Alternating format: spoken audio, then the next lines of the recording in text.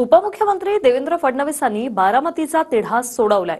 देवेंद्र फडणवीसांची भेट घेतल्यानंतर विजय शिवतारे आणि हर्षवर्धन पाटलांचे सूर बदललेत। पाहूया। आज आम्ही महायुतीचं काम करायचं आणि 4 महिन्यानंतर जी विधानसभेची निवडणूक होणार आहे त्या विधानसभेच्या निवडणुकीला सुद्धा त्यांनी आम्हाला सहकार्य करावं। राजकारणात कायमचं कोणीच कोणाचा दुश्मन नसतो आणि दोस्त नसतो। बारामती मतदारसंघाचा तिढा देवेंद्र फडणवीसांनी जवळपास सोडवलाय। बारामतीत विजय शिवतारे आणि हर्षवर्धन पाटलांनी अजित पवारांविरोधात दंड थोपटले होते। मात्र देवेंद्र फडणवीसांच्या भेटीनंतर विजय शिवतारे आणि हर्षवर्धन पाटलांचे सूर बदलले आहेत। आज कार्यकर्त्याची आमची सर्वांचीच भावना अशी आहे की आज आम्ही महायुतीचं काम करायचं आणि 4 महिन्यानंतर जी विधानसभेची निवडणूक होणार आहे त्या विधानसभेच्या निवडणुकीला सुद्धा त्यांनी आम्हाला सहकार्य करावं। या प्रश्नांच्या बाबतीमध्ये फडणवीस साहेबांनी सांगितलं की अजितदादा आणि आम्ही या बाबतीमध्ये चर्चा करू। या बाबतीतलं भूमिका मी माझ्या पद्धतीने घेईल। तुम्ही या प्रश्नावरती चिंता करू नका। राजकारणात कायमचं कोणीच कोणाचा दुश्मन नसतो आणि दोस्त नसतो, परंतु लार्जर इंटरेस्ट लोकहित कशामध्ये आहे त्याचा नीट विचार करून जे मला आता मुख्यमंत्री महोदयांनी समजावलं महायुतीच्या बाबतीतली ती सर्व चर्चा जशीच्या तशी मी कार्यकर्त्यांच्या समोर मांडणार आणि मग सगळ्यांचा कानोसा घेऊन काही प्रमुख कार्यकर्त्यांची उद्या परवा गाठभेट करून ते सांगितलं। 2 दिवसांपूर्वी शिवतारे यांनी अजित पवारांची भेट देखील घेतली होती। दरम्यान या भेटीवर शिवतारेंना विचारल्यानंतर त्यांनी हात जोडले, तर अजित पवारांचे बारामतीतील राजकीय विरोधक असलेले राहुल कुल यांनी देखील नरमाईची भूमिका घेतली।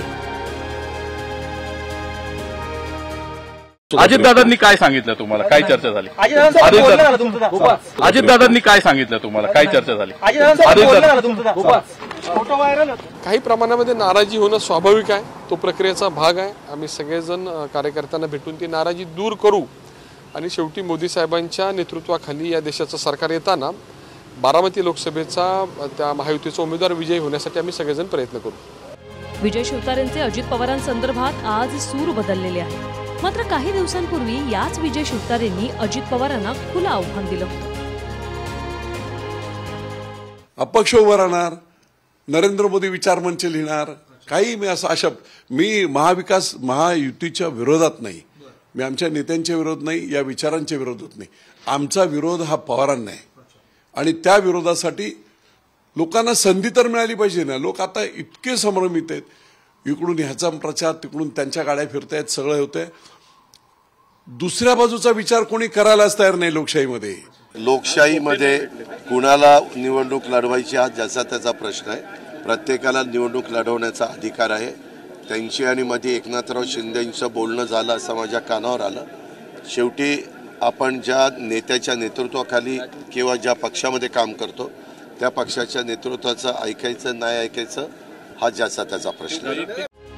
बारामतीत अजित पवारांविरोधात शिवतारेंनी दंड थोपटले होते। मात्र देवेंद्र फडणवीसांच्या भेटीनंतर हा तिढा आता सुटला, त्यामुळे अजित पवारांना मोठा दिलासा मिळणार आहे। Bureau report, TV9 Marathi.